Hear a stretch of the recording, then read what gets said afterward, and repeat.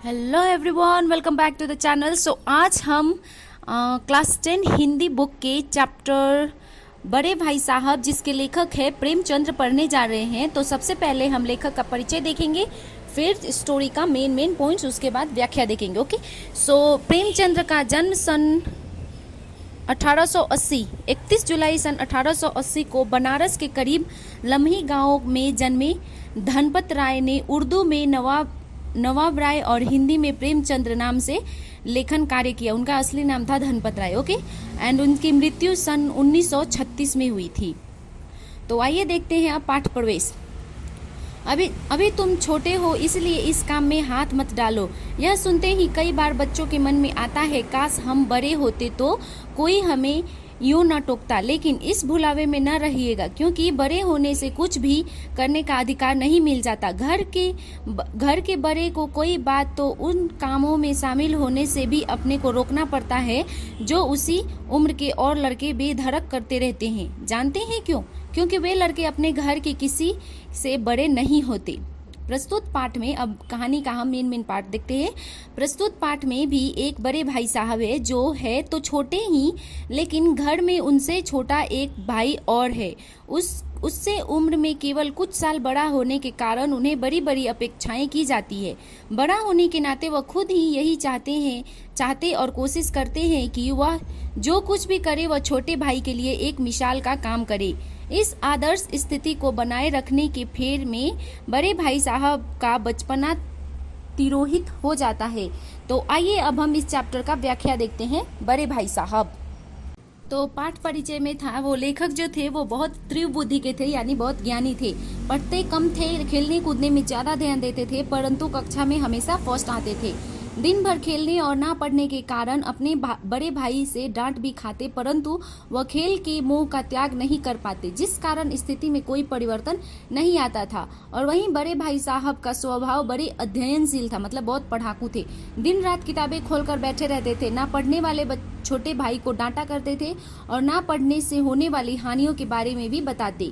अत्यधिक पढ़ने के बावजूद कक्षा में फेल हो जाते थे। तो पार्ट 1 में लेखक प्रेमचंद्र इस पाठ में अपने बड़े भाई साहब के बारे में बताया है कि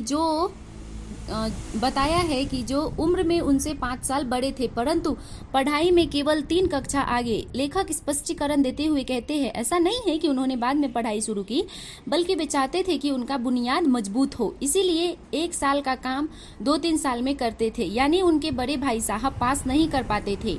लेखक की उम्र 9 साल की थी और उनके भाई 14 साल के थे। वे लेखक की पूरी निगरानी रखते थे, जो कि उनके जन्म सिद्ध अधिकार था।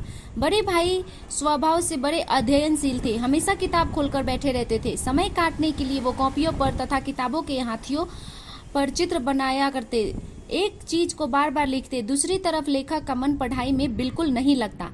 अवसर पाते ही वो हॉस्टल से निकलकर मैदान में खेलने आ जाते। खेल कूद कर जब वो वापस आते तो उनके बड़े भाई के रौद्र रूप के दर्शन होते थे। उनके भाई लेखक को डांटते हुए कहते हैं कि पढ़ाई इतनी आसान नहीं है, इसके लिए रात दिन आंख फोड़नी पड़ती है, खून जलाना पड़ता है, तब जाकर यह समझ में आती है। अगर तुम इसी तरह खेल कर अपनी समय गंवानी है तो बेहतर है कि घर चले जाओ और गुल्ली डंडा खेलो। इस तरह यहाँ रहकर दादा की गाड़ी कमाई के रुपयों क्यों बर्बाद करते हो? हमारे बड़े बुजुर्ग कहते हैं ना, पढ़ना है तो पढ़ो, नहीं तो पैसे बर्बाद मत करो। वही यहाँ पे वो डांटते हुए बताते अपने छोटे भाई को। ऐसे लताड़ सुनाकर लेखक रोने लगते और उन्हें लगता कि पढ़ाई का काम उनसे बस का नहीं है। परंतु 2-3 घंटे बाद निराशा हटती और फटाफट पढ़ाई लिखने की कठिन टाइम टेबल बना लेते, जिसका वो पालन नहीं करते। खेल कूद के मैदान उन्हें बाहर खींच ही लाते। इतने फटकार के बाद भी वो खेल में शामिल होते रहे। पार्ट 2 आता है चैप्टर में, फिर आता है सालाना परीक्षा में बड़े भाई साहब फिर फेल हो जाते। सालाना मतलब ईयरली फाइनल एग्जाम। ओके, तो वहाँ पे बड़े भाई साहब फिर फेल हो जाते और लेखक अपनी कक्षा में प्रथम आते हैं, वो फिर भी फर्स्ट आते हैं लेखक। तो उन दोनों के बीच अब 2 कक्षा की दूरी रह गई थी। लेखक के मन में आया कि वह बड़े भाई साहब के आड़े हाथों में ले, परंतु उन्हें दुखी देखकर लेखक ने इस विचार को त्याग दिया और खेल कूद में फिर व्यस्त हो गए। अब बड़े भाई का लेखक पर ज्यादा दबाव न था। एक दिन लेखक भोर का सारा समय खेल में बिताकर लौटे, तब भाई साहब ने उन्हें जमकर डांटा और कहा कि अगर कक्षा में अव्वल आने पर घमंड हो गया है तो यह जान लो कि बड़े बड़े आदमी का भी घमंड नहीं टिक पाई। तुम्हारा क्या हस्ती है। उन्होंने उदाहरण देकर उन्होंने लेखक को चेताया। बड़े भाई ने कक्षा की अलजेब्रा, ज्योमेट्री और इतिहास पर अपनी टिप्पणी की ओर बताया कि यह सब विषय बड़े कठिन हैं। निबंध लेखन को उन्होंने समय की बर्बादी बताया और कहा कि परीक्षा में उत्तीर्ण करने के लिए मेहनत करनी पड़ती है। स्कूल का समय निकट था, नहीं तो लेखक को और बहुत कुछ सुनना पड़ता। उस दिन लेखक का भोजन निस्वाद सा लगा, मतलब बिना स्वाद का लगा। इतना सुनने के बाद भी लेखक की अरुचि पढ़ाई में बनी रही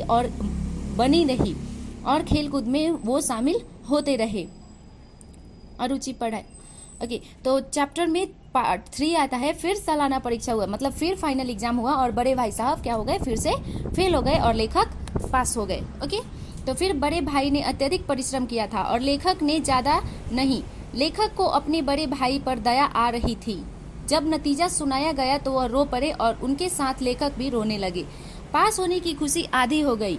अब उनके बीच केवल 1 दर्जे का अंतर रह गया। लेखक को लगा यह उनके उपदेशों का ही असर है कि वो दनादन पास हो जाते हैं। अब भाई साहब नरम पड़ गए।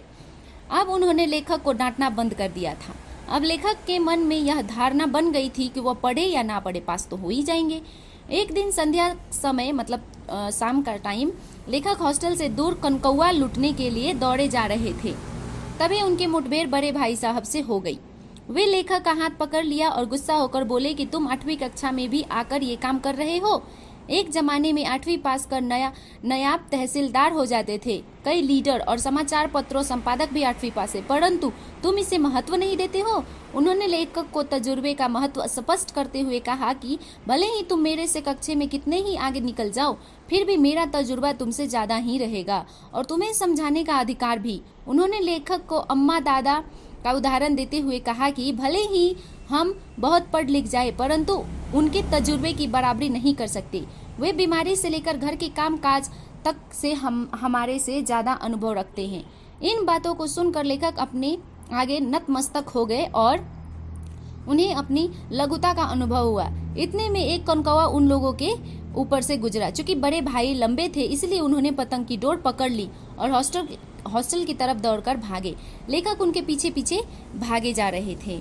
तो ये था बड़े भाई साहब का समरी। यहाँ पे जो था, प्रेमचंद्र जो थे वो छोटे भाई हैं और उन्होंने अपने बड़े भाई साहब के स्टोरी में मेन किरदार ने बताया है। तो उनके बड़े भाई साहब लगातार 3 बार फेल हो चुके थे और उन लोगों के बीच में 3 साल का अंतर भी था। ओके, तो बड़े भाई साहब उनको बहुत डांटा करते थे और लेखक फिर भी पढ़ाई में ध्यान नहीं लगाते थे। तो लास्ट में वो बताते हैं कि तुम चाहे कितने भी पास हो जाओ, रहोगे तो मेरे से छोटे ही, है ना। तुम कितने भी क्लास पास कर लो, तजुर्बे में हमेशा मेरे से छोटे ही रहोगे और मुझे तुम्हें हमेशा समझाने और डांटने का हक रहेगा। तो उम्मीद करती हूँ आपको ये वीडियो समझ आ रही है। समझ आ रही है तो वीडियो को लाइक करें, चैनल को सब्सक्राइब करें। मैं मिलती हूँ आपसे नेक्स्ट वीडियो में। Till then bye bye, see you, take care.